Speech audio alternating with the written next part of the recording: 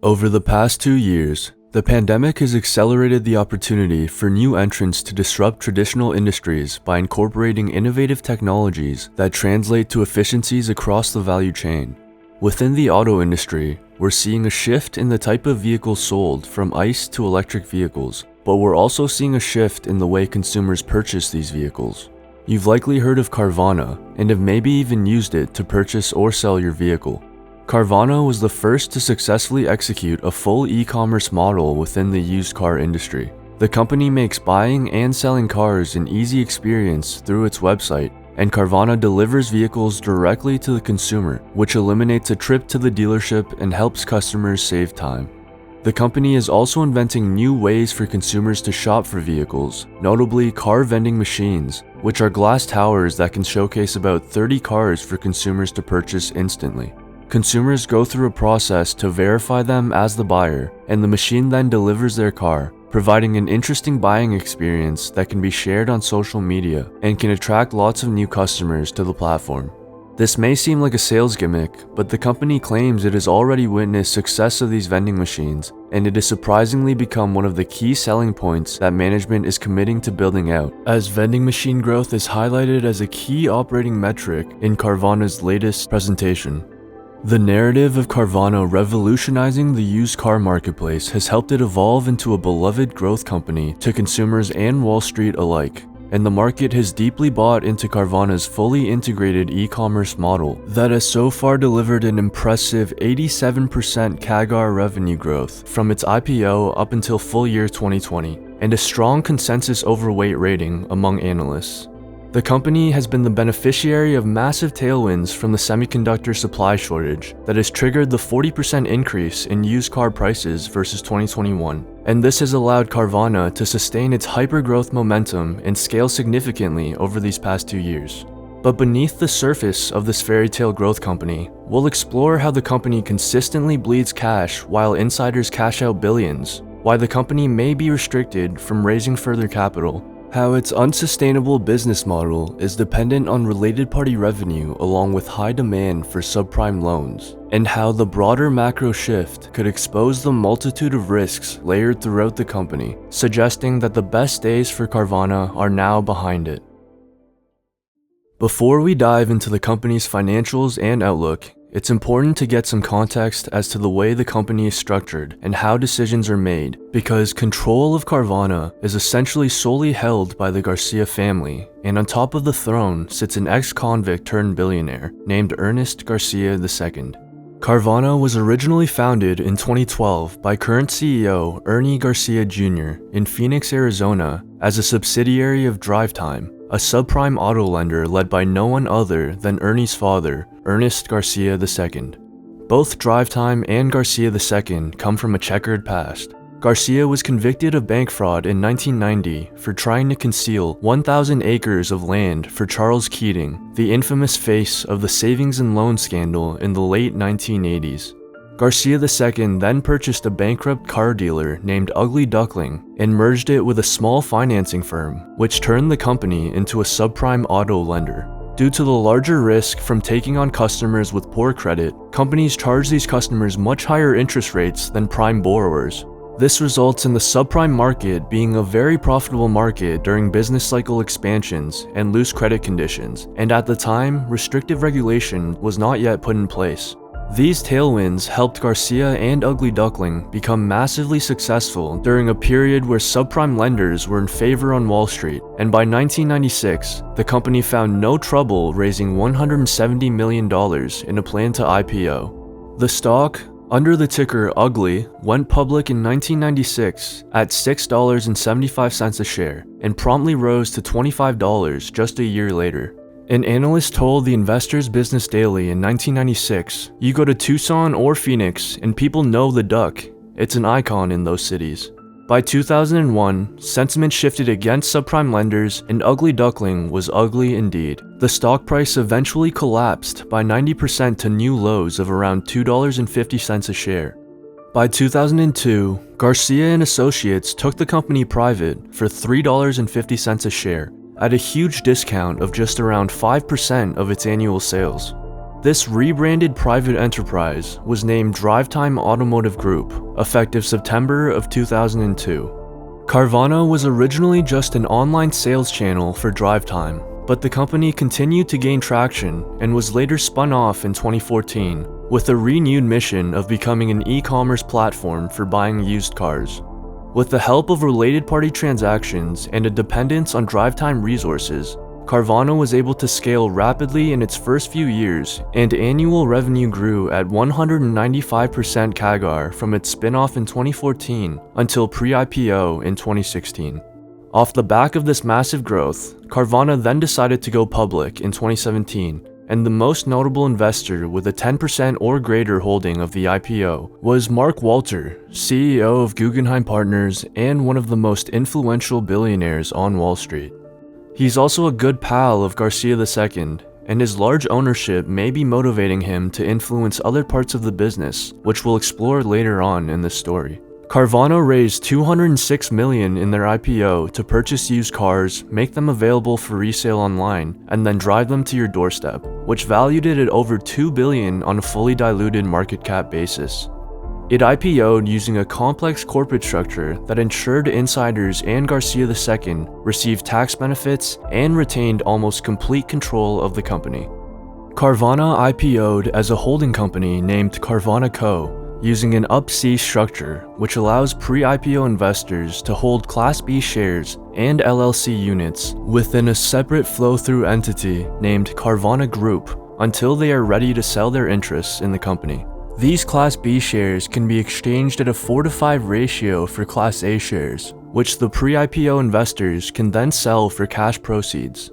When B shares and LLC units are exchanged for public company A shares, Carvana gets a tax basis step-up, which provides further depreciation and amortization deductions that can reduce taxable income in the future. The higher the stock price when that exchange is made, the higher the depreciation shield for Carvana, which can be very valuable in periods such as the growth bubble of 2020 and 2021. However, under the terms of the TRA, Carvana must share 85% of these tax benefits with the existing pre-IPO investors. As a result, the early investors are owed $1.1 billion in tax benefits as of June 30th, 2021, with the majority paid to Mr. Garcia II under these terms, due to the amount of shares he has cashed out and the high prices near all-time highs that he was able to start cashing out at. While the Up-C structure is fairly common nowadays, with companies like Shake Shack and Blackstone taking advantage, the tax benefits accrued by these other companies are notably lower compared to Carvana. The other thing to note about the Class B shares that the Garcia family holds is that they have 10 times the voting rights of common A shares and B shares that other pre-IPO investors hold, and this is valid until the Garcia family owns less than 25% of the company. Therefore, it's the Garcia family with over 85% control of voting shares, who has the final say on all major decisions at the operating level of Carvana. These decisions can include the appointment of management, payments of dividends, and the incurrence of new debt. Another important thing to note is that the New York Stock Exchange has given Carvana controlled company status. This enables the company to operate without many of the common corporate governance rules that public companies need to have, such as a majority of independent directors, a corporate governance committee, and a compensation committee, which brings additional shareholder risk. The risk of this holding structure also has implications on the cash flow side. Carvana Co, as a pure holding company, is not generating any cash. However, it still has to pay taxes and interest payments on the senior unsecured notes it has issued. This means that if the overarching entity, Carvana Group, is not able to distribute enough cash, Carvana Co, the public holding company, might have to file for bankruptcy without Carvana Group having to do so. Due to the absolute control that the Garcia family retains, it's relevant to the thesis that you believe management will act in your interests. Judging by Garcia II's history, the odds do not seem to be in your favor. Despite the deceptive headline growth in revenue, number of vehicles sold, and gross profit, the company has been increasingly burning cash, with negative $2 billion in trailing 12-month free cash flow, as it has invested heavily to expand its inventories. As gross profit has grown, free cash flow has gotten increasingly negative, and there has so far been no operating leverage seen within the business. The company has actually been losing more money as it scales. While retail vehicles sold has nearly doubled in the last 12 months, costs have not been scaling down. They've actually been scaling up since the first quarter of 2021. The other interesting thing to highlight within costs is the other costs category, which is the largest contributor and almost equal to ad plus logistics plus occupancy costs combined. There's very little disclosure into what these other costs consist of, and there are questions to be asked about why these costs aren't scaling down. In order to fund this unprofitable growth operation, the company has relied heavily on raising new debt and equity, which was exacerbated further by the pandemic.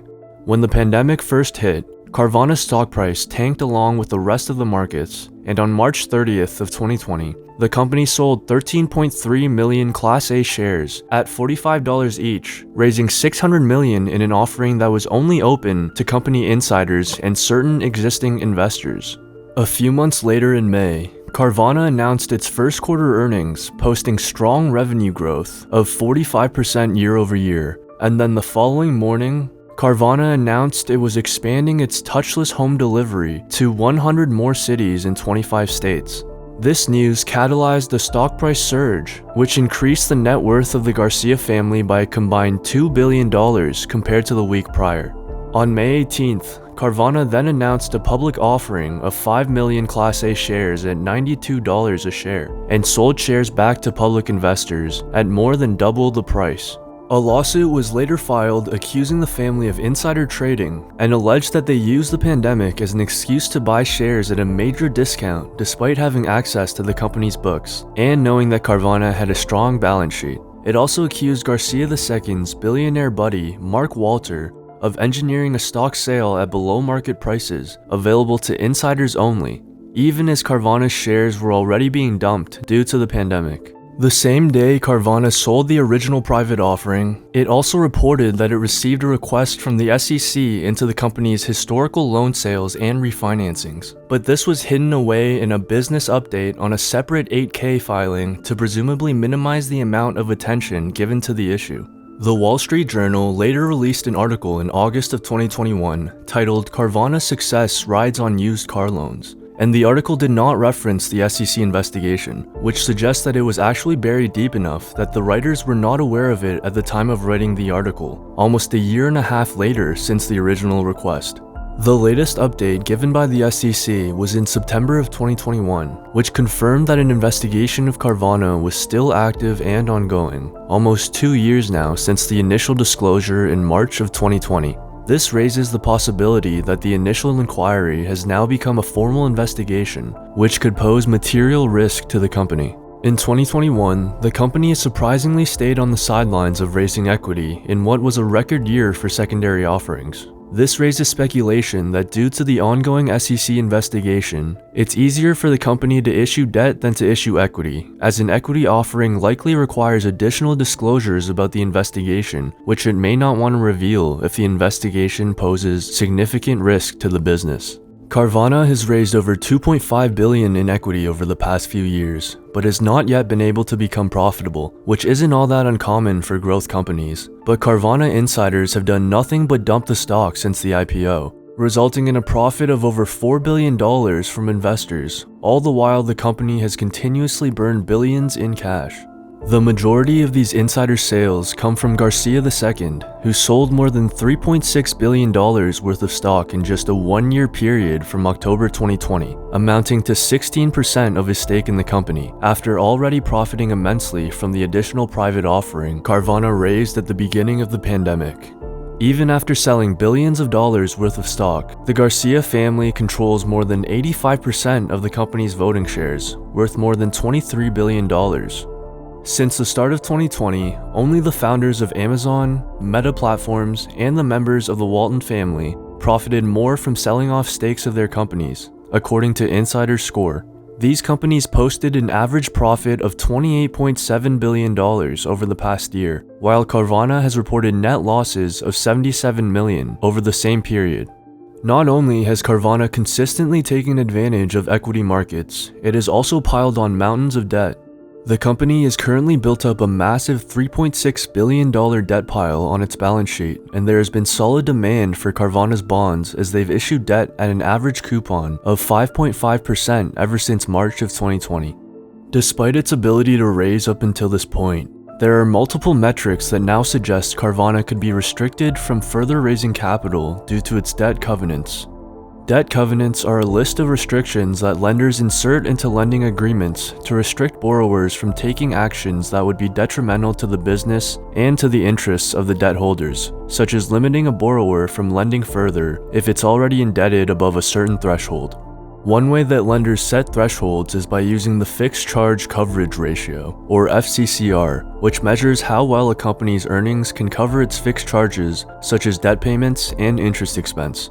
Most lenders use EBITDA or EBIT as the metric for earnings. Carvana had a one-quarter surge in EBITDA in Q2 of 2021. This allowed it to raise an additional $750 million in unsecured senior notes just a few days later, as they were likely more in line with their FCCR requirement due to the higher earnings.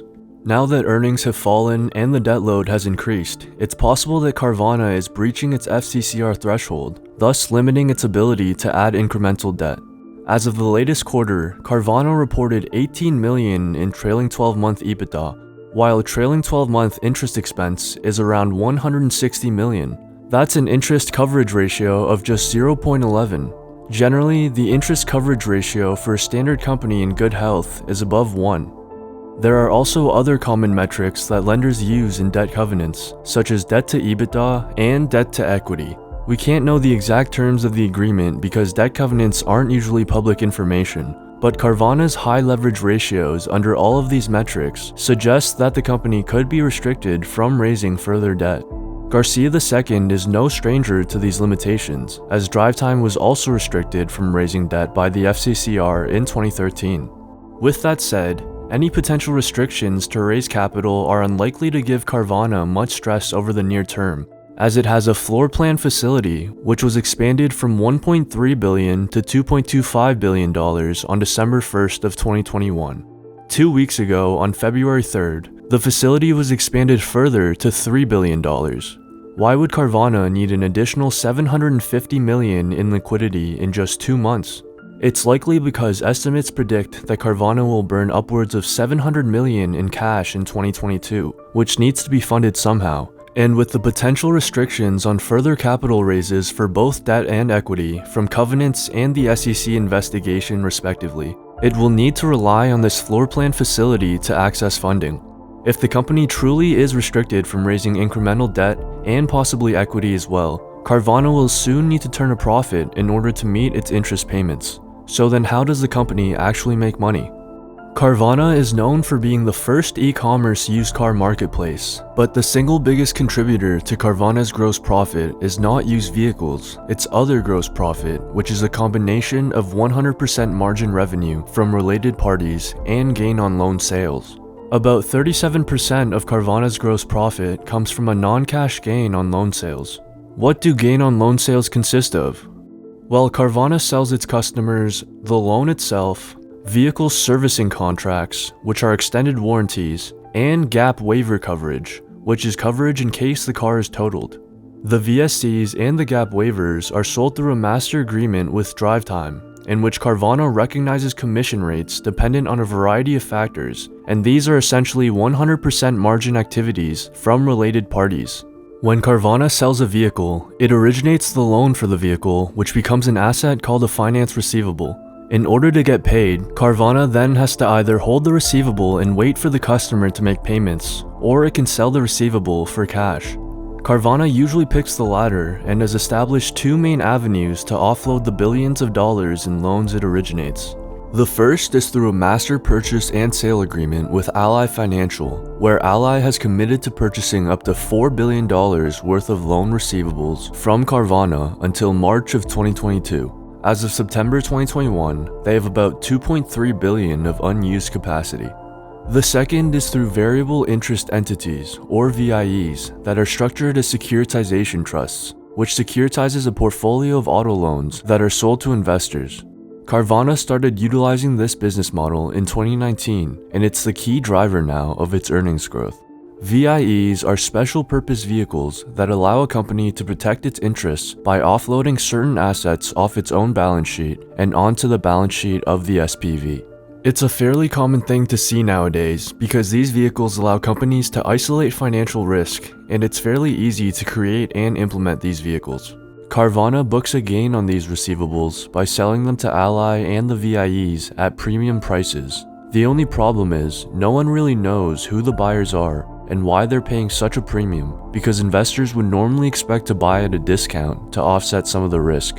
If we further break down the differences between Ally and the VIEs, we know that Ally mainly focuses on prime loans, which don't really demand much of a premium, and therefore the loan sales sold to Ally should make a smaller proportion of total gain on loan sales. This suggests that the loans sold through securitization would make up the majority remainder of the gain on loan sales, because subprime loans are a lot more sensitive to the rate of expected default and residual risk, and the current shortage triggering the used car price rally could be a contributor to the larger premium they've generated from gain on loan sales. But interestingly enough, it's also been able to generate this premium during periods of market stress. In Q2 of 2020, the ABS market was still under distress due to the pandemic, but the company was still able to generate $39 million worth of gain on loan sales. Without it, the company would have reported lower gross profit year over year versus Q2 of 2019. Who are these loyal, unidentified parties that are willing to pay a premium for Carvana's subprime loans regardless of market conditions, and how sustainable is this method? As Carvana grows, it will need loyal parties to purchase increasingly more of these securities at premium prices in order to meet its long-term profitability goals. All of this poses material risk as investors have very little transparency into how the company is generating a major portion of its gross profit and whether or not they can continue to generate it in the future. The other growing risk lies within the 5% interest that originators are required to retain within the VIEs to share a portion of the credit risk under risk retention rules. As Carvana continues to scale growth of vehicles sold, it will also continue to add to its credit exposure, as 4 out of every 5 cars bought off Carvana are financed by Carvana. We can already see the magnitude of this taking place over the past 2 years. In 2020, the total exposure of Carvana's 5% interest in these VIEs was $131 million. In the latest quarter, total exposure has more than doubled to $312 million. Since Carvana started the securitization model only 2 years ago, total exposure is still relatively low, but will only grow from here as the company scales. As total exposure continues to increase, so does the company's risk profile, especially when it's already so heavily leveraged. If financial conditions tighten and customers can't pay, the worst case scenario is that Carvana's total exposure in these VIEs gets written down to zero. Everything we have covered suggests that there's much more than meets the eye with Carvana. Controlled by an ex-convict that benefits from both selling stock and through related party revenue paid to drive time, Carvana has so far been nothing more than a debt-ridden, cash-burning machine that enriches insiders. Unsustainable revenue from gain on loan sales is likely to normalize along with the used car market when financial conditions tighten, and without that gain on loan sales helping to prop up gross profit, the company will have trouble sustaining its current financings and interest payments, let alone have to fund further growth. Big risks are layered throughout every aspect of Carvana, and insiders have already begun cashing out of this sinking ship.